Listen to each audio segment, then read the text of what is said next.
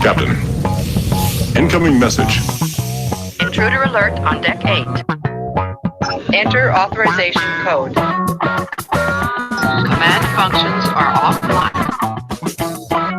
Automatic defense procedures initiated. Diagnostic complete. Sensors are functioning normally. How many more of these we gotta watch? Really? 73. Well, 75? Yeah. I don't know. Hey, everybody. Captain Rob here. Truck log. 75? Are you working for CBS now or something? I wish. She's been found out. That's what people say. That's what people say. Like, yeah, they wouldn't copyright strike me and send their goons to stalk my channel, allegedly. It's a false flag operation. Yeah. The good news, I have been restored for streaming. Yay. My channel's back, no strike. Yay. And that, of course, Hooray. random since she hasn't been properly introduced by our MC. And boy, are my knees Yes. tired. Sorry. Whoa. Oh, I'm just kidding. And there was much rejoicing. so. She said it. I didn't. Right? So. Well, I had to, so you guys couldn't. That's how you do it, right? You make the jokes before. Bullies, though. Oh, that's true. That's true. Hey. We don't want to get accused of toxic masculinity. Or whatever that says. The toxic masculinity. She's the one who made the. See, there you go. That's why I said it. The masculinizing the situation, I guess. I'm gonna run a campaign ad, and it says, yeah, and you know how like people always make those extreme campaign ads. What do I think of the phrase toxic masculinity?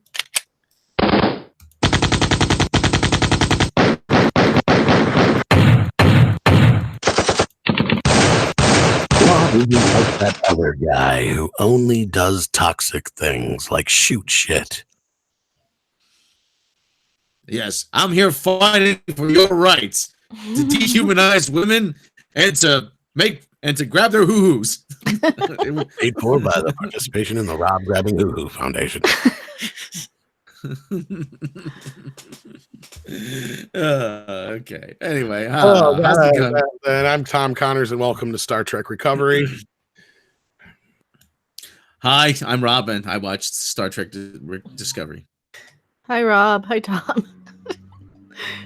I'm Mecca, and I survived Discovery too. Oh Lord. This is the 12th episode I've watched, and I had to do it completely sober, which is never fun. Same here. That sucked. Don't watch this sober. Yeah. You need to send him a care package. Of goodies. You know Yes. what I'm talking about. It's some badass weed. All right, let's. Seeds that you don't need. Acapulco Gold is Badass weed. $5 super chat, Captain Hare. No, man, let me do that again just one more time, man. Mm-hmm. I can do it better. Yeah. Where's my ka-ching sound? Ka-ching. Okay. Ka-ching. Yeah, gotta bring up the ka-ching sound. Here we go. Captain Hare, buck up, guys. Once we get the Mikey Spock sensually shaving Spock in that bath episode, we'll be in the home stretch for sweet, peaceful death, that is. Oh. Which isn't far off. Tom, are we still monetized? Let me check while you kind of bring up our bingo. We've got bingo. Star Trek Discovery. It's time. We got to come up with theme music for this. That's what I was trying to do, but that sucked. Here we go. Okay. Here's your host, Rob Shlomo. Now we're definitely copyright stricken now. What? No, as a cover. You can do a cover. I'm having trouble finding it. where the hell's the file? It's all this damn porn. Let me see. While Rob's looking for his Star Trek bingo, tell him what they There won. we go. You've won a toothache. Did they win a There we go. melting face? That's right. Do we care about You won spoilers? some turtle wax. A lifetime supply of Alka-Seltzer. Here we go. I found it. All right. Should have had this up and ready to go. All right. It's time for Star Trek bingo. STD bingo. All right. Punching bag pipe. Okay, let's. Okay. Everybody seeing this okay? Yes, we got her. Okay. How did you check on our writer? I didn't get a chance to check.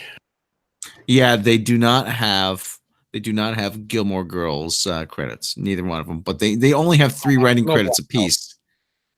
Okay, hold on. That makes a lot of sense.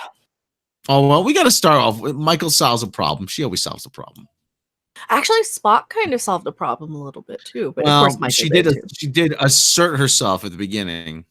And that was when punching by Pike takes place, where he's talking and she just interrupts him like a bitch. And Okay, let's see. Unfunny joke. Shelby method. Oh, plenty of pew pew pew. Blinking lights. So we have blinking lights on that. Pew pew pew. Instead of disintegrating, no pew pew pew. There was lots of pew pew pews. Lots of lens flare. Lots of lens flare. Lots of shaky cam. Do we have a? Oh wait, we had. Do we have a cringe moment? I think we did. Yeah. Oh yeah. Cringe. Okay, we're only one couple away from a bingo here. Okay, empathy. No, ripped off scenes. Yeah. Okay, ripped off scene. The chair scene actually. Chair reveal. Unfunny joke. Confusing subplot. What else we got, guys? Stooge crew members. Stooge crew members, yeah. Definitely Stooge crew members. Cheap retcon. Cheap retcon. Definitely cheap retcon. Okay. Pretentious title. Oh yeah. Feelings. Okay. Feeling. There's always lots of feelings. Whoa, whoa, whoa, whoa. Fantasy Feelings. babble. Definitely fantasy babble. Okay. Were there unfunny jokes? Actually, I think there weren't any real jokes in this episode. Well, there was kind of one, but I actually kind of like that scene. Oh, wait a minute. Definitely a wooden Michael. Oh yeah. Okay, something gross happens. Oh yes. The bodies. Okay, yeah, bodies. Well, corpsicles and melting faces. Yeah, there's a lot of jokes. And wait a minute, we have darkness. And we have a bingo. We got more. Was Tilly even in this episode? No, Tilly wasn't in this. No Tilly. Give me a couple. Ding the bell, signifying we got a bingo. Oh shit! Yeah, you're right. Good point. Yeah, no Tilly. It's probably when she was having her baby. Okay, let's see here. Empathy. Was there some? Yeah, there was some empathy in there. Blue Baby had empathy for Pike. Confusing subplot. Well, okay. Yeah, might as well. Well, fuck it. Might as well. We're being generous. All right, we got. I would say the main plot was confusing. The subplot was we got 2 so far. Shit, so. Okay, no annoying Tilly. Damn it! You're so annoying. No, Shelby. There was no "you're so amazing" moment. Yeah, there was. Oh, there was an unfunny joke. There was an unfunny joke. There was in the mess hall. Okay, we kind of have a diagonal bingo here. Yeah. So that's 3. We have a diagonal. Okay. Well, I don't think we can get any more though. I think we're. The Shelby method. Did that happen, or the voiceover? Did it start with? I don't think the Shelby method happened, but they definitely had a lot of fantasy babble with their time crystal shit. They didn't really throw a whole shit ton of information at the screen, though. It's probably why this one wasn't a horrible. I mean, it was one of the better-ish episodes. I don't know if it was better-ish, not better, but better-ish. Yeah, because it didn't have so much fantasy babble, but bullshit. So we have 3 bingos this week. Yeah, one of our least. But that's all Okay, right. Don't It's always worry. fun to play bingo. What do we get if we blank out the whole card though? A copyright strike from CBS. Yeah, that's probably what we would get. All right, well, that concludes this week's episode of STD Bingo. Yay! Yay, discard changes, yes. And close that out. Oh boy. So anyway, yeah. Ding, dan, dan, dan. Thank you for joining us for STD Bingo. Tune in next time when we play again. Okay. That gets us demonetized right there. At least next week, don't we get some Orville? Yes, new episode of the Orville next week. Woohoo! All right. Yay! I hope at least. Or was it 3 weeks or 2 weeks? I don't know. We've been through 2 weeks already, I believe. Yeah, I think this is our second week without it. I'll check the episode guide, but it's been too long. Okay. Okay. Now, this episode, Birth Movies Death has a sort of a review synopsis written by a guy named Andrew Topp, because it's kind of because people bitched about our synopsis in the last couple comments, so I figured. Yeah. So we're just gonna kind of read along with this, and here, let me provide the link for you, Tom. You can read along in your book. You will know it is time to turn the page when you hear the chimes ring like this. And to help you be a great actor, a buzzer will sound when it is your turn to speak. You are Charles, just back from the wall. Okay. Last week, okay. This is going from Andrew Todd's review. Last week, Section 31, Captain Leland got taken over by nanobots bent on destroying all sentient life. They never. Why? Well, that's just a common TV trope that AI, any artificial intelligence, wants to destroy sentient life. The crew of Discovery managed to get some information out of the Red Angel, who turned out to be Mommy Spock. So, Burnham, I suppose. Then she vanished to get back to her time vortex. Bob never seen me again, but who am I kidding? Okay. Michael's stepmother, Amanda, offers her condolences on top of this episode at Spock's insistence, but there is scant time for emotions. Another signal appears over Borth. It's they know how bad the show is because the planet is actually named Borth. It boreth me to death. It's basically Skyrim. It's Skyrim. I was gonna give him a wah, but that was actually pretty good. Yep. Yes. There is actually a town named Boring, Oregon, believe it or not. It's named after a guy named William And yes, Boring. we are demonetized, by the way, Rob.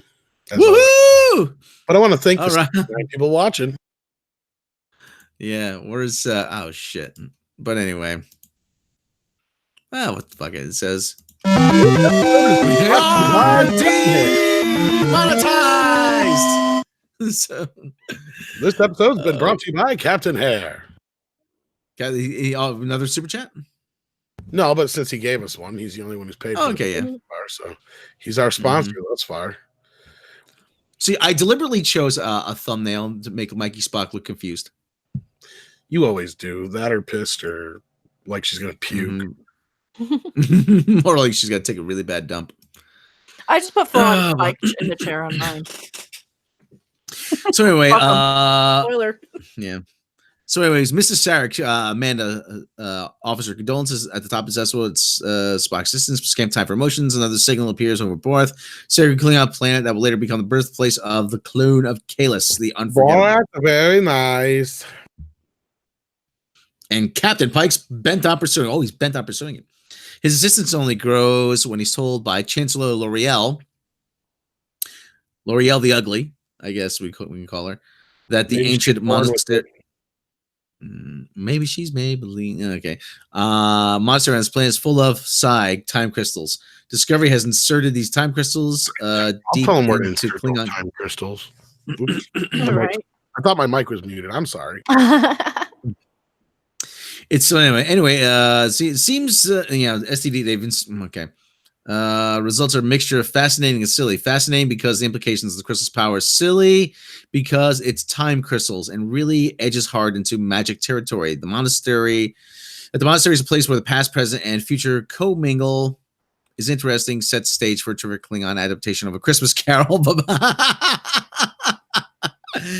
But as Pike joined by L'Oreal's son, and L'Oreal's son is all grown up now. You have not Because- read The Christmas Carol until you've read it in Klingon tongue, by the way.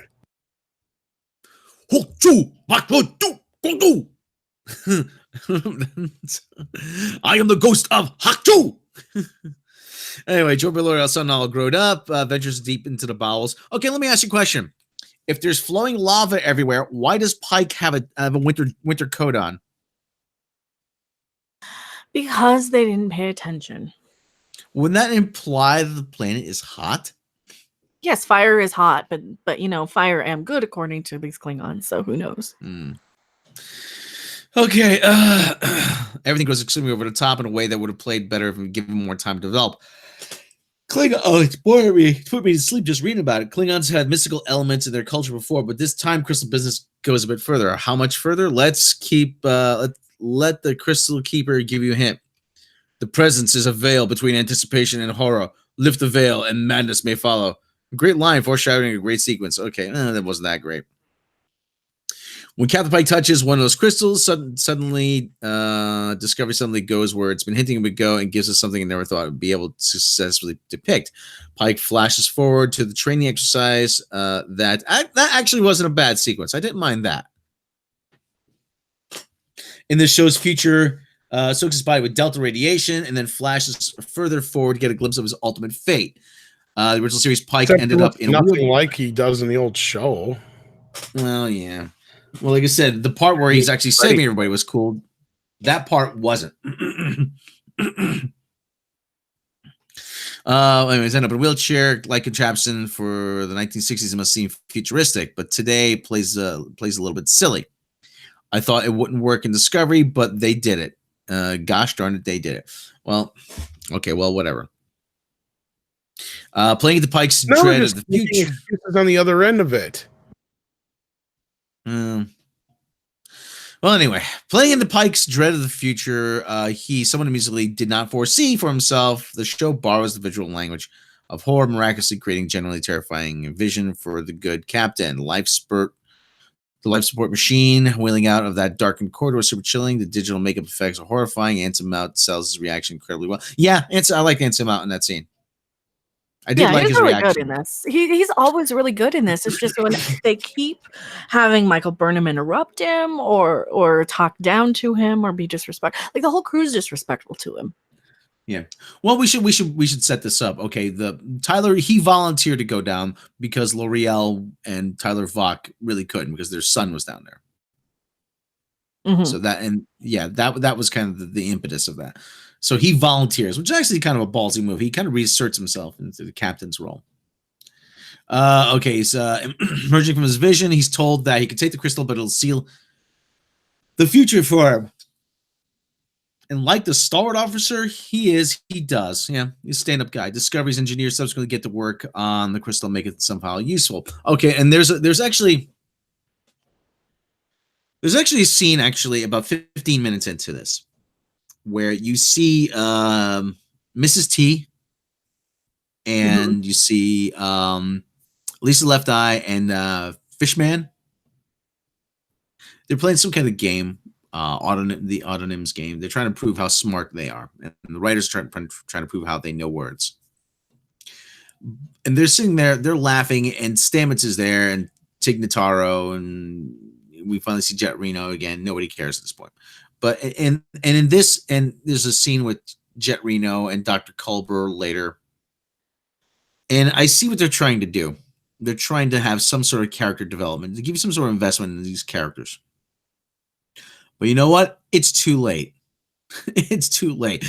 Everybody's checked out of this show. You cannot give these. You should have been developing these characters since day one. You haven't. Mm-hmm. You haven't. I don't care. I don't care. I don't care about any of these people. Mikey Spock was about to get assimilated by faux Borg. I'm like, good. Kill the fucker. I don't give a shit anymore. Well, as far as you not caring, Rob, I'm sure the feeling is mutual towards the fans on their part. Yep. Yeah. Well, we did have one good scene that came from that little like restaurant scene, or not restaurant, mess hall scene, where Jet Reno comes in and she notices that Stamets is still upset over the whole Q thing moving out, and she does use that as an excuse to go to sickbay. I actually liked that scene. I thought it worked pretty well. When she's in sickbay, she's like, "I have a hangnail," and she just kind of uses it as a chance to say, "Hey, you're back from the dead. Don't screw it up again." So yeah, but it was a really soap opera scene though too. It was. Yeah. It was. This is not Star Trek at all. Yeah, that's a scene that might work in another show. What, Star Trek 90210? Yeah. Exactly. Yeah. It's just next week on Star Trek 90210, we explore the mystery of why everybody has a cool apartment, but nobody has a job. You know? So, yeah. What did they do on that show? Nobody had. They had cool. They had all this cool 90210, right? Well, they moved on to college, Oh, but okay. living off their parents' dime, apparently. Probably if they were all Beverly Hills, right? Yeah. Well, yeah. Well, anyway, okay, little emphasis. Okay, wrapping up. Okay, Ash confesses the existence of his son to Michael with surprising ease, somehow making him realize the first time how much they're both children of two worlds. Oh, fuck you. Laurel accepts love for Vok. Okay. You still have feelings for Vok. You still have feelings for Michael. Will Michael confess her feelings for Tyler Vok? We don't know. We don't give a shit. But they remain connected by their son. Spaceships. Feelings, whoa. Which is pretty touching moment. I understand faults. No, it wasn't touching. For God's sake. Okay. Well, time crystals. Okay, moving ahead. Time crystals have been put to use at some point. They'll eventually be used against this episode on the Big Bad, increasingly rampant Section 31 computer system control, which we just admit it's the Borg. Just admit it. It's the Borg. Michael Spock Hill CT, just not to stop you, Rob, but going back to the scene with Tig Notaro, Hill CT says, "I'm a doctor, not a beautician, Jim. Take care of your own damn hangnail." That's what it say. Waste my. That's what freaking Beverly Crusher would have. Beverly Crusher would have healed the hangnail. He goes, "A hangnail? You're here for something you could have done yourself with a pair of nail clippers. Here, go. Don't waste my time." You know? The Mary Highlands reminding you that Melrose Place was the one where they lived in an upscale apartment where nobody really knew what they did, I don't think. A couple of them, I think, were models, though, weren't they? Because didn't it spin off to Models Inc. or whatever? Yeah, one of the girls was a waitress at some kind of pool, like billiards kind of place, bar named Shooters or whatever. I think it was. Well, I thought she was really Shooters on the side, all right, that's for sure. Oh, To yeah. afford that place. Cute little redhead girl. Oh God, she was so cute. But anyway, Shooters or Hooters? take your pick. What happened? What happened to her? I wonder what happened to her. Castantino, I think I'm saying that right, is right. Pike looks like a fucking Dick Tracy villain. I'm sorry. I don't like how Pike looks. I don't. I mean, I get the old version is a little whatever, like the review you're reading says, the 60s thing. It still worked. Very kind of straight-laced, very Sorry, I had to mute the mic for a second. No, you didn't. It's like they're trying too hard to remind us that this is supposed to be Star Trek, but it still wants to be its own thing, and it's like this giant tug of war with itself. Okay. Well, actually, there was a good scene. He describes the scene. Those time crystal put you some okay. Control Michael and Spock take the shuttle over to Captain Leland's ship, only to find a sea of dead bodies. And then actually, there was when Spock was frustrating Mikey Spock deliberately. I'm like, and she's like, ugh. I'm like, good. Now you know how the audience feels. Right? Yeah, that was good. I like it every time he talks down to her. Yes, I like it. Finally, I'm like, finally, somebody's talking back to her. Oh my God. Yeah, I've pointed Well, out anyway. that pisses off like the new fans who love Michael Burnham though, so they're screwed there. But that's actually making us happy, the old fans who are already pissed, right, and hate Michael Burnham. So they're screwing it over either way. Yeah. Wait, there's a sea of dead bodies surrounding the Section 31 ship. When Control took it over, and then it sucked everybody out into the vacuum.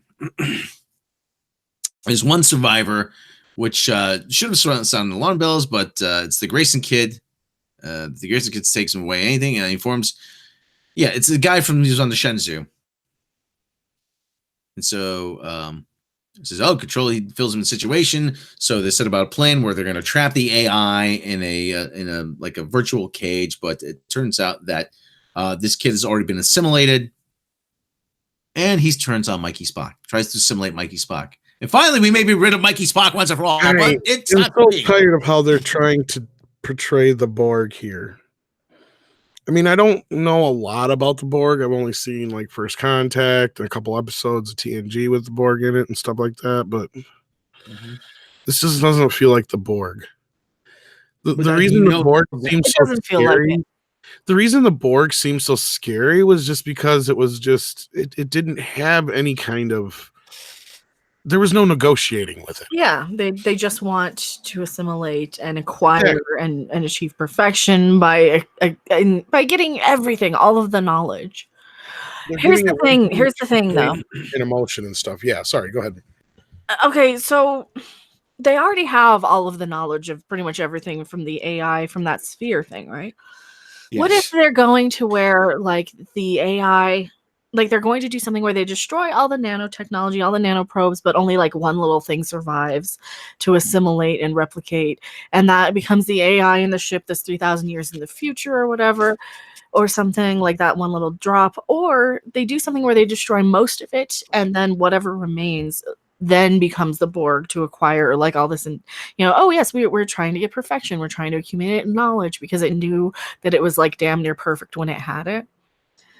To a point, but they're making it very super villain like here, and I don't like that. Like Captain or not Captain April, Spartan Jeremy pointed out in the chat, the Borg was more of like a force of nature almost. The whole control thing is stupid. I agree. Yeah, absolutely. Yeah, the Borg were more just like a swarm of bees or something.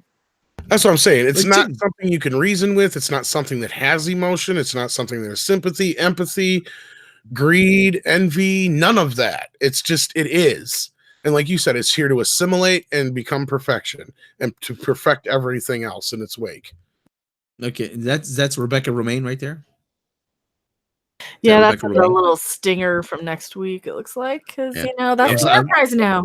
Enterprise, yeah. Yeah, did the Enterprise ever have stairs like that? No. Did the Enterprise ever have a window like that? No. No. What the hell happened to the Enterprise? Discovery. Look, we got red railings. Look, that's something. Like, no.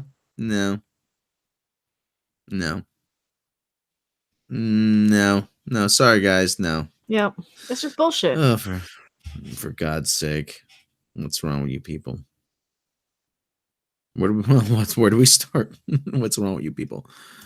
Oh God, unbelievable. It just getting just the level of stupid is just mind-boggling. So anyway, they get the idea that what idea did they get? I don't even remember anymore. They don't have any ideas. All this stuff like the brain power and your time. So anyway, the Mighty Whitey over there, who's trying to assimilate Mikey Spock, she shoots a huge hole in him because apparently phasers don't incinerate people anymore, and they go pew pew. Yeah, and they go pew pew. I mean, phasers used to make cool sounds, Phasers used to be, Well, it was one of the things that differentiated it from all the other sci-fi stuff. For the most part. Yeah, it was a straight-on laser. It was more scientifically made sense. Star Wars is that fantastical kind of, beam weapons, like there you go. It was a beam. It wasn't a projectile. Even Next Generation, see, I like that the nice build up towards a discharge. Yeah, even a phaser rifle. So, but this is just idiotic. Pew pew pew. Oh well, we got it. Whose idea was? Well, it had to be out. No, J.J. Abrams. It's J.J. Abrams' idea. And Klutzman and all of them. Yeah, well, Klutzman. And not only that, she's so stupid. She didn't even just set it to disintegrate, right? She could have just gone, okay, I'm going to set it to disintegrate, and it would have solved the problem. But no, pew, pew, keep shooting. She even pulls out 2 guns at once because that's how you aim, you idiot. Seriously, you cannot do the whole cowboy maneuver where you have 2 guns firing at the same time and aim worth a shit. It's just stupid. She's just stupid. Grant, I am not a firearms expert. Okay, I always preface everything. I'm not a firearms expert, but I did ask someone who was in the military and did have some firearms training. I asked him, "You see that with the?" And I said, "That stuff in the Matrix, you see." He goes, "That's not accurate." He goes, "No." He said, "No. They train you 2 hands on your weapon at all times. 1 hand, dangerous." Because of the recoil. Granted, okay, yeah, it's a phaser, it's science fiction, but let's at least try to have some basic science here. If it is a projectile like they are portraying to it, then it is going to have some sort of recoil. Okay, both hands on the phaser, looking down the sight, combat stance, legs and feet spread apart, ready to go, knees bent, leaning forward. I mean, yeah. Can you at least look up something, please, for the love of God? What I was going to say is one aesthetic I loved about the original show was that the phaser wasn't even really a gun. There was more of an eloquent, nature to it, a more scientific nature to it. It didn't really even come like the phaser gun type thing until Next Gen or the movies. It was almost more like a home improvement tool, yeah. It almost felt like a spackle gun almost. It wasn't a blunt instrument. It was a very refined scientific method of defending yourself, and you could use, and it had other purposes. They used to fire it at rocks to all kinds of stuff. Generate heat, and they used to generate light, and they used to do all kinds of stuff. They used to take the power cell, and they used to charge different charge different batteries with it, to provide power. Now it's just pew pew pew pew pew, and apparently Mikey Spock is now Max Payne. She can next she'll be floating through the air in bullet time. Of course. I guarantee you that's where they got that from. That 2-gun thing from Max Payne. That's pretty cool. Yeah. Hey, the Matrix people like the Matrix. Maybe we should do that. Dr. Forbin Colossus. It was a tool. Yeah, the only tool now is Mikey Spock. They even call her that, and what? She is the best tool. She's the biggest tool on that show. And I can't believe they actually, I paused it after I heard that line. Mikey Spock is the tool. Yeah, she is. Oh, then we missed a bingo spot, didn't we? Did we? Oh, yeah. We weren't going to get another bingo anyway. No. So anyway, they trap the AI. They trap the nanobots by magnetizing the floor, which actually is pretty good, pretty astute on Spock's part. If Spock does it, it might be kind of cool. If Mikey Spock does it, there's no way it's cool. I am just tired of this shit. I am too. No, it's not. I will say though that this version of Spock is starting to grow on me, because now you're starting to see the real Spock emerge. Well, if they'd shave him and give him, better clothes, then maybe. I'm sick of looking emo Spock kind of thing. Mhm. Yeah, let it be Eero Spock, Kind of looks like he belongs in a Japanese boy band. Just the way he's dressed, like with the beard and everything. Like he could be a hipster boy band sort of thing. Mm-hmm. Yes, Boa Trek, Spock is cool, but this version of Spock is hardly Spock. There's moments of Spock in there. I'll give him that. Like when I say when he told off Mikey Spock, that was actually a Spock moment. Yes, grow on me like a fungus or a tumor. Growth is the show, fungus. It started off very emo, Boa Trek. Very emo. Yeah. But so anyway, how did this episode end? Did we talk about them going to Skyrim to see the Greybeards and how the time worked wrong in different places down there? Like they didn't understand how time would work differently. Oh no, that means like if the plant grows all by itself, if you put your hand near the plant, your hand would disintegrate in front of your eyes, and that little pocket of time and space time would be moving faster, right? you don't. That's true. Get to just manipulate time like it's so stupid. So time is as a different meaning, and people perceive it differently apparently on that planet. And so, like I said, Tyler Vox kid, Vox Jr. is all grown up. Can we just call him, what is it? Dr. Vox? No, from Watchmen. He looks like a Minbari crossed with a Dr. Manhattan. Yeah, because he sees time differently than everybody else. It's sort of. It's like that's the closest thing I could come to that like kind of made sense in that whole situation. But then he'd have to walk around naked. We don't want to see that. Yeah, but that's not the point. The point was he didn't see time as fluid. He seen it as all happening at once, kind of like this kid did. A wibbly wobbly ball of timey-wimey stuff. Do you think that's where they got it from? That they got that from? Of course they did. They took so many things that they like those Klingons down there on that planet. Half of them, like one of them looked like a Cardassian. One of them looked like a Zindi, like an ape Zindi. One of them looked the Vox Jr. looked like a Minbari kind of with that head, like especially with like the way the plate was around his head or whatever it was. Like they don't know what the crap they're doing. They can't even get Klingons to look like Klingons. And the whole time I'm looking at this looks like Skyrim. Why are we in Skyrim? What the hell?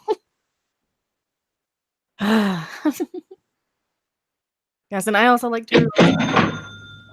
Hey, another super chat. All right. From the Batman. Sometime in season 3, Burnham will find a dead Ensign Kirk. And in order to save the future, will be forced to transform herself into Kirk. Oh, God, I hope not. No, she's got to transform into Spock, remember? What were you going to say, Mecca? Sorry. Oh, nothing. I can't remember. But the whole thing is, okay, now and the episode ends with them being surrounded by a whole bunch of Section 31 ships that have been taken over by Control. And this is setting us up for a battle which has stakes that I cannot give two shits about. They're setting it up for that Section 31 thing. And they're like, oh, that's a Section 31 ship. Oh, these are like 300. They're all Section 31 ships. There's like 300 of them. So everybody in the fucking universe knows about Section 31 again. And that's how, there were 2 people who worked for Section 31 ever that you ever heard about ever in the history of Star Trek ever. You had Sloan and you had Harris. That was it. This episode was written by Bowie Young Kim and Erica Lippold. They suck. They suck. They do. They have exactly 3 writing credits to their name. Oh, yeah. Aren't they the ones that are working on Picard too? They're working on the Section 31 show. Wouldn't doubt if they're working on the Picard show as well. Oh, wait. The Section 31 show still doesn't have a story or doesn't have a series order yet from last time. No, it does. We should say that. I know I'm not No allowed to series. say that because the second I said that, the next day I got a copyright strike. So coincidence. Alex Kurt, can we go find Alex Kurtzman and have him say it? Hey, he said it. That's what I used footage of his I'm own. sure Rob still got the slapping. soundbite somewhere. I still got the soundbite. Yeah, let me see if I can get the soundbite. Kurtzman, hold on. Let me search. Stretch. Oh, you mean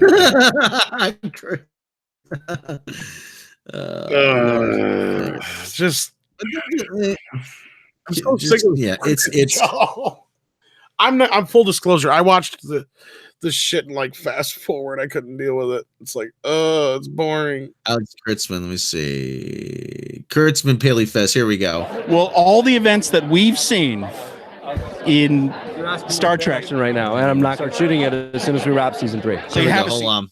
Eric and Boy are just breaking story now, and they're double dutying between season 3 of Discovery and Section 31. So Okay. we're just breaking story, and the plan is to start shooting it as soon as we wrap season 3. So you have a series order. We don't have a series order yet. There you go. We don't have a season order yet. Straight out of the jackass's mouth.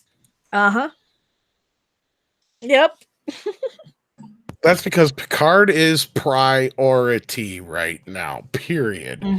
And it doesn't even take any of our sources to tell us that, to know that. No, and in that interview, he said it's coming in December. They're going to start filming probably summer. We'll start seeing episodes around December. I would probably assume They are January. rushing it. There's Yep. no fucking way, because they have had a year turnaround on Discovery. So granted, yeah, the Picard show's probably not going to be nearly as effects heavy, but that's a very important show. I don't see them being able to afford to push that back like they have Discovery so many times. No. And that's one of the reasons why you got somebody who has a pretty solid schedule, I'm sure. Like, you cannot fuck around with Sir Patrick's schedule.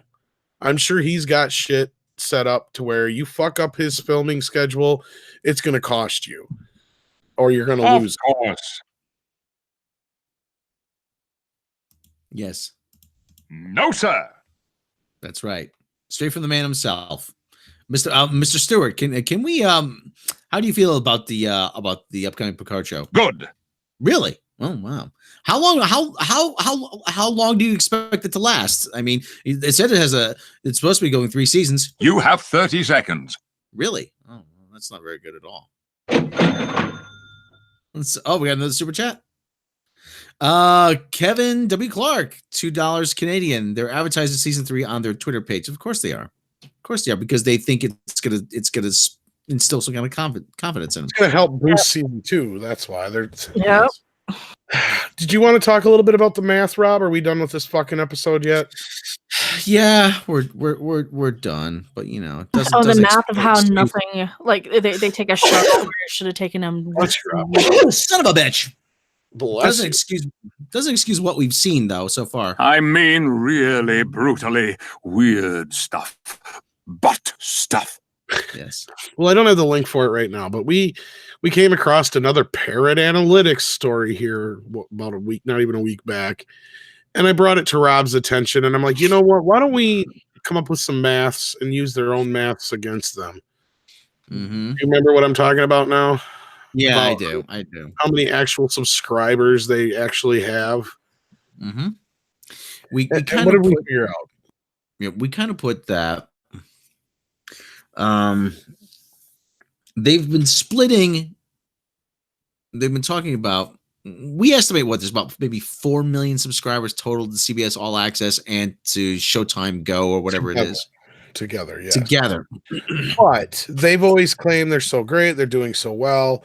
They did a pie chart using their demand expressions. Do we have that pie chart anywhere? No, but just a quick version. I'm not going to go looking for it right now. Fuck it. Just a quick version of it basically breaks down how the streaming services and what percentage, of households have them. Okay. And we're figuring, okay, Netflix has about 50 million subscribers, and they got the largest portion of the pie, like a very, very, very large portion of that pie. So we use that as a baseline. And CBS All Access had a whole lousy 7% of that pie. So we did the maths and we figured, okay, so for roughly 50 to 55 million households then have streaming services, because most people who have, you know, CBS All Access, Hulu, a secondary streaming service generally have, you know, Netflix as a main one. That's kind of what we figured. So we're like, fuck it, we're going to use our own numbers and see what we come up with. And the roughest, best guesstimate number we came up with off of that math, and this is giving them the benefit of the doubt and a lot of benefit of the doubt, was what, 300,000 to 400,000 subscribers? Mm-hmm. If that. I'm looking at a Business Insider piece. Seems like it's closer to 200,000. The top Parrot Analytics provided Business Insider most in-demand sci-fi shows currently streaming on Netflix and elsewhere. Now, this is not the most watched, the most that you're looking at, but yeah, in demand. And we got to pay attention to what these demand expressions are. But go ahead and explain again, Rob. You got to pay attention to the weasel words that they use. Demand expressions are, now this company, Parrot Analytics, they track internet traffic. Basically hashtags, mentions. Hashtags, mentions of a show, searches, stuff like that. All they're doing is when they say demand expressions, they are tracking the number of mentions that Star Trek Discovery and CBS All Access and stuff like that gets on various platforms, whether it's Twitter, Facebook, what's another one? Who cares? But anyway, that's what they're doing. Doesn't matter if we're saying Star Trek Discovery sucks, Star Trek Discovery is garbage, Star Trek Discovery is an STD. There's a reason why it's called STD. Doesn't matter if it's that. They are just tracking it as they're taking all those mentions, whether we say it sucks or other people say it's great, and they are classifying as a demand expression, as a bullshit metric to sell back to CBS so they can use it for marketing, so they can trot it out and say, hey, look, people are talking about it. I mean, they got quite a racket going, these people. They really do.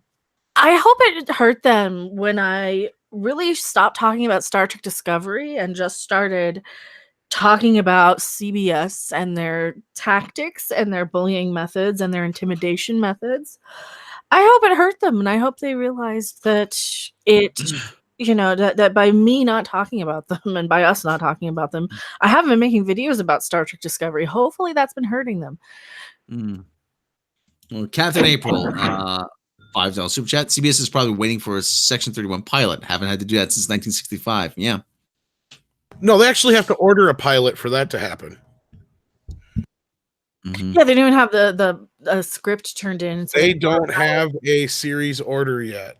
Yeah, they don't have shit. Here's the thing, guys. We dropped a video here a little bit ago about the Picard show. Basically, we've been hearing this shit just left and right, back and forth from our sources and all over the place. And there's so much shit going on right now with CBS. They are scrambling to try and figure this shit out right now. They have no money to work with. They did have an influx of money that we don't know where it came from, but that only went so far. The type of money they're spending on Discovery is not making up for the amount of money they're getting back from any area of CBS All Access or the advertisements that they have or anything like that. Yeah. This is the pie chart right here, isn't it? Take a look. I'm screen sharing it right now. Yes. Okay, 5%, that's not even 7%. 68% of unless they change that, because I could have swore the DC universe had 4% before. I don't think so. But this is but that's still just to show that according to Parrot Analytics. Yeah, and they even have to bring up Star Trek Discovery in there too. Yeah. Streaming video on demand, 71% is Netflix, DC, CBS Access similarly is the number 4 US. How are they? They can't be the number 4 streaming on video on demand. It's not far behind Hulu and Amazon. Oh, that's because there is no other big one. How are they number 4? because there's no other major ones right now. That's the deal. Until Disney Once comes they along. yeah, exactly. Look at where DC Universe is. 1%. Isn't that the fourth, like the last one too? You got Netflix, Hulu, Amazon, and then what? Look at this. Others clocking in at 7%. Others. That's probably anything from Crackle to HBO, which I'm surprised. This is bullshit because where the fuck is HBO? You can't tell me a very good portion of this country just gets HBO on demand through their, because most of the people don't have cable anymore that are doing a lot of the streaming. You can't tell me more people don't watch HBO on demand through streaming than CBS All Access. There's no fucking way. This other chart here, demand trend, demand share trend. Bottom out, it's pretty flat. I mean, it starts here up at 20, whatever this is, and it barely manages to get back there. It goes up, down, and down. I mean, it's all this is the biggest bunch of BS I've ever heard. Yeah, I don't understand how HBO can't have its own, but CBS All Access does. Well, it depends how much they paid for it. I think it's how much they paid for it. I gotta think Amazon Prime Video. I gotta think Amazon Prime Video has a larger share than 10%. That's what I'm thinking too. There's no fucking way. And see, Amazon's also a hub for other things like CBS All Access and HBO. But what about and Shudder that was brought up? But they don't bring up iTunes. They don't bring up that. Well, that's iTunes. Does iTunes have live streaming yet, or is that still all downloads? I don't think. I think it's just. I think it's downloads. Because what is Apple TV? Is that streaming? That's going to be streaming. Yeah. CBS can lick my nutbag. I didn't say it. Chris the Geek Bowman did. Full disclosure. I don't want to get shut down, CBS. How are they? I don't get that. They're counting Showtime in there. They're counting Showtime in that then. Yeah, they're counting there in others. It's under others. I'm willing to bet that HBO has at least fucking 10 million subscribers. At least. Oh, yeah. Don't you get somebody fucking challenge me on that, please? Don't you get HBO Go as part of your HBO subscription? Well, yeah, but you can get HBO separately by itself on Amazon. You can get their own fucking app on their own, and it's only $15 a month. What about something like NFL Sunday Ticket? I mean, that's got to have. That's another one right there. Well, I guess it depends on how that streaming, or that's through DirecTV usually and stuff like that. Usually through DirecTV, but you can get that on game consoles and other stuff too. So yeah, this pie chart is bullshit because it doesn't even have half the shit in there it's supposed to have. NBA TV, MLB TV, yeah, NHL Sunrise. Yeah, sports is big. There's no fucking way an NFL, some kind of NFL package wouldn't pop up in there. Toward Marcus Birkeland Jacobson. That's a 50 Norwegian kroner. Thank you, sir. Super chat. Thank you very much. What do HBO have anyway? Game of Thrones, Piff. It's not like a killer app. Took Rob a minute to get the sarcasm there, I think. Exactly. They got Game of Thrones. They've got fucking Westworld. They've got all kinds of shit on HBO that people want. And what does CBS All Access got, really? Bill Maher. CBS All Access has shit. Yeah. Michael Canole. Michael. Canole? Yeah, Michael. $14.99 super chat. Why did CBS folks not reach out to hire or retain hundreds of bona fide Star Trek veterans from Bergman on down to assistant writers from the hundreds of TNG DS9 Enterprise episodes? I know the answer because they want they want people who aren't associated with Star Trek so they could do whatever they want, so that they're not employed over at the Orville. And yeah, right. They're already working on Star Trek. It's called the Orville. It's on Fox. You just have to get used to some new terminology. That's it. It's Union instead of Federation, but it's pretty much Star Trek. Baby Boomers Truth Apocalypse. Baby Boomers probably CBS for now, but their audience is literally dying off. Yeah. And the funny thing is, to borrow a page out of Star Wars' book, I mean, they're going back to the original characters for all the merchandise. Mhm. I mean, Yeah. eventually CBS is going to have to do the same thing. The Batman with another £5 super chat. STD is going to trigger something. STD is going to trigger something prophesized in Futurama, the Star Trek Wars. I like doing my Kevin Conroy Batman voice. It's not bad. It's not bad. I don't know what you guys out there think. I think it's pretty good. It's pretty good, Conroy. All right. Enigma, what are you doing? What are you doing now? So Nice to meet you. I know I'm not in the right one, but I don't care. I transcend, motherfucker. Oh, can we do Batman Mask of the Phantasm as a live watch? Shit, yeah. Well, I said we got to do 89 Batman just because it's the anniversary and shit. Cobra Kai. And well, Cobra Kai. We got to watch that just to review it. So. Cobra Kai. But we got to watch it anyway. Chris the Geek Bowman, yeah, very good Conroy. Yes, thank you. That's one I'd never done before. I've never done that until just a couple days ago. Yeah.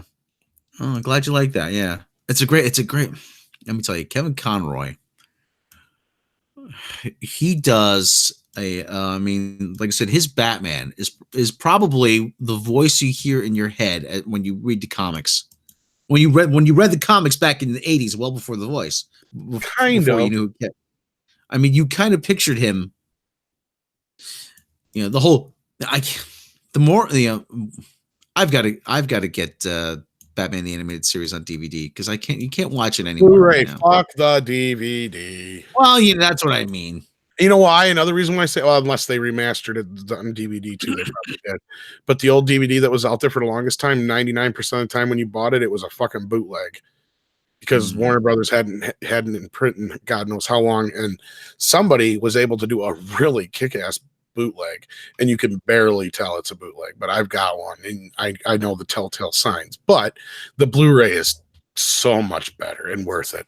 And I think it even came down in price now. Batman the Animated Series. And it even has the 2 animated movies in it and everything. So yeah, it's worth it. And it looks beautiful. Looks gorgeous. I hear Space Ghost 100% of Batman voice. My power bands. So, no. Zorak, introduce our next guest. No. Oh shit. Yeah, Zorak is who was funnier, Zorak or Brack. Brack was funnier. Brack was pretty funny. Brack was better, but I love Brack on Cartoon Planet. They had a lot more. Moltar was good too. I don't know if it not to get too far off topic. I don't know if it did have some guests that played along. Michael Moore played along. Musician Matthew Sweet, he played along. Moby played along. I think you had some guests who were just like so pretentious. Like Michael Stipe was on once. I'm not sure if that was just his act or if he was just being Michael Stipe. But he was just acting like he was just too cool to be there. And he really didn't get it. He really didn't get the whole premise of the program. Well, I don't think these guys, when they got interviewed half the time, knew exactly what they were doing. Because you could tell the interviews are like snippets from like the press junket interviews and shit, I think. So I'm not even 100% sure if it was like they knew they were doing the shit half the time until maybe when they actually commissioned. Because I vaguely remember them feeling like they were press junket things until later on. Then they did finally, it seemed like they were interacting more with the characters, right? Yeah. Kind of. IDW I remember Games? seeing the most, I think, was the one with Jim Carrey, because I think it's on the DVD for The Mask. And he does kind of talk like he's interacting with Brack and them, but you can tell he's talking to somebody else, and he's just kind of goofing around at the same time. I'm looking at let's see what we got here. I'm doing online shopping now. Okay, but We'll wrap up the Star Trek Recovery because we could do another regular show if we wanted to, and then we could just talk about whatever. Yeah. So let's There's some news, including Idris Elba news, Rob. Oh boy. Well, just as long as it's not the American and less interesting Idris Elba, known as Michael B. Jordan. All right, let's wrap this up. Final thoughts. It wasn't the worst episode, but it wasn't. It's a low bar. Yeah. Yeah, it was. It had some cool gory moments, but no, it was just a stupid plot. It was kind of dull. Blah. Yuck. Yeah. So, like the whole series, it's a waste of time. It's just a freaking waste of time. It kind of is. Mm-hmm. Well, anyway, And money. It's a waste of time and money. so anyway, You well, could have funded 3 or 4 shows with the money they spent on this.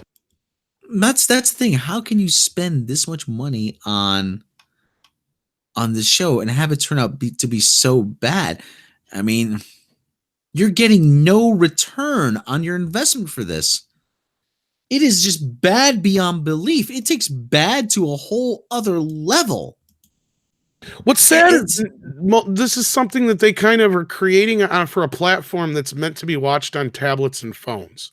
But you're spending the kind of money that you expect people are going to watch it on their big ass screen TV. Mm-hmm. Now, that's not something you put on a little fucking streaming service. You put it on your goddamn network like a smart person. Make your money back in advertising. Jesus Christ. Then it wouldn't matter. Mm-hmm. It wouldn't matter what the fucking fans think. Really? You could just keep shoveling it to them because you know that there's the few 100,000 or better that you need to kind of keep the show going besides the new kids that you're bringing in. So let them have it, I guess. You know, I don't know. I just, I don't know. Yeah. I mean, It's not Star Trek to me. I don't give a fuck what anybody says, what argument they say at this point. Nothing you say is going to change my mind that this is Star Trek in any way. It's just not. The Orville is more Star Trek in 100 ways to 1 than this is. So I'm convinced of that. I mean, that's the only thing getting me through this whole thing. Otherwise, I just have to like ignore it and pretend like it doesn't exist at this point. I'm done. Another right? Super chat. Yes, Sonic Moon. $4.99 super chat. Made fun of Captain Marvel once in front of a feminist. By made fun of, I mean I said the truth. Yeah. Oh, let me get before I say Unicorn Store is out today, by the way. Yes, let me Mr. Miles, chief engineer, brains for idiots, CBS. Let me say something, okay? Jonah Hill's being lauded as some sort of big stand-up guy. Oh, I'm going to combat toxic masculinity. Jonah Hill is a big fat pussy, okay? All he's trying to do is he's just acting out of self-preservation. Don't give me this woke shit, okay? Because he's just trying to get ahead of the woke curve now. Oh, well, I'm a different guy now. Fuck you, okay? Just own it, because Superbad was actually pretty fucking funny. Sorry. I know what you're talking about. Yeah. Oh, well, he's so much more respectable. No, women don't respect men who you can walk all over. Isn't that right, Mecca? That's true. Mr. Miles, chief engineer, $1. Thank you. Unless you're into that, really, you know? Yeah. Well, yeah, unless you're into it, but yeah, Mr. Miles, chief engineer, I'd buy that for $1. A £5 super chat from the Batman. Thank you, guys. I'm convinced the SCD is a bad, trite show that nobody watches in the real Star Trek universe. It's true. So, yes. Yeah. Yeah, Jonah Hill's a big fat pussy. I said it. I said it, okay? So what did he do now? He's basically apologizing for his past work. Why? It's in the past. Fuck them. If they have a problem with it, don't watch it. He's pulling the card because I'm sure he knows sooner or later somebody's going to say something about Superbad and whatever. And it's like, so he's getting ahead of the curve, basically. Yeah. You know, how guys like Eddie Murphy have even been forced to like fucking apologize. Don't apologize. Fuck that. It was a different time. Be like, yeah, I'm different now. Of course I don't feel that way. Of course I know that's not true. Them with jokes. Jokes in 1982, man. Jesus fucking Christ. You know, that's all Eddie had to say, you know? Mm-hmm. It's like, obviously I'm a changed person. Obviously I know more now. Why is he apologizing for the rest of the world not knowing shit about AIDS? Mm-hmm. Why is it his fault? And this is why comedy and entertainment is dying. Any man who speaks against toxic masculinity have their Y chromosome revoked. Yeah. Who was Dave Chappelle? Was it Jerry Seinfeld? Jerry Seinfeld actually said, it's jokes. They're not real. It's jokes. They're not real. They're not real.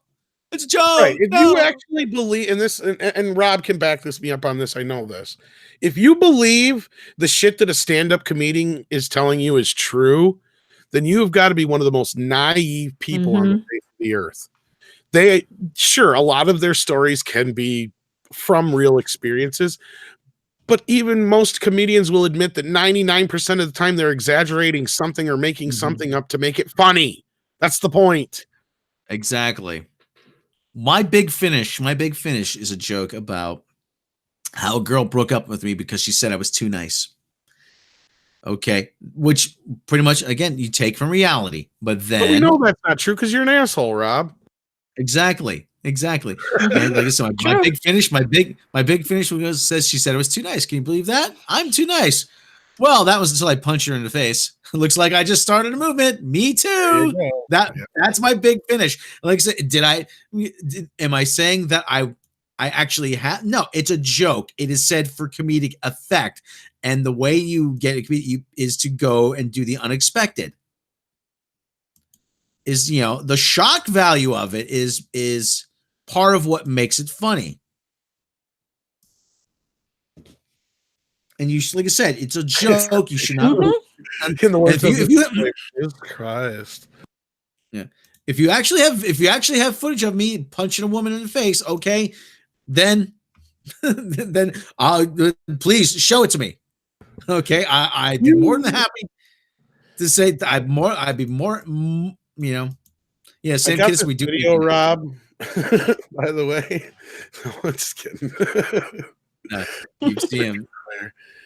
You found that video of me and Mecca. Does internet porn know you're cheating on it? So yes, it does, Rob.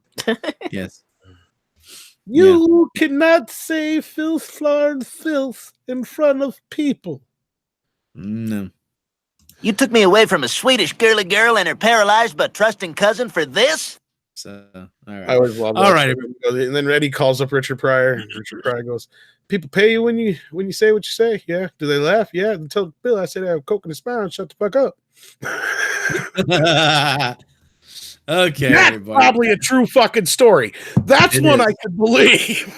That is one I'll be 100% honest with you. That's probably a 100% true fucking story right there. Because I believe Bill Cosby did say something about Eddie Murphy. Maybe he didn't call Eddie Murphy up, but I know he did in an interview say something about it.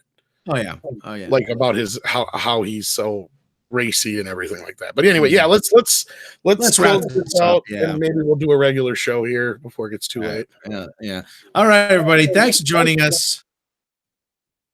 Everyone on check out Mecca's channel. She got her live. Yay, my live stream is back. Yes, Mecca's live stream privileges are restored.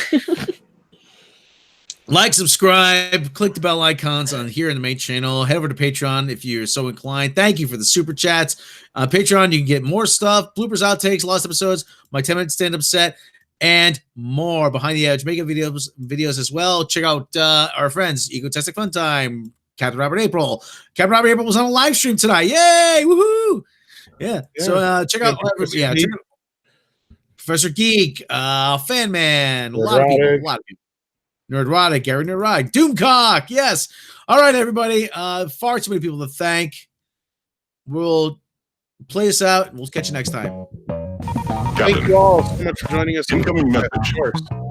18, you're first. Enter authorization code. Oh, Command functions are offline. Automatic defense procedures initiated. oh my God.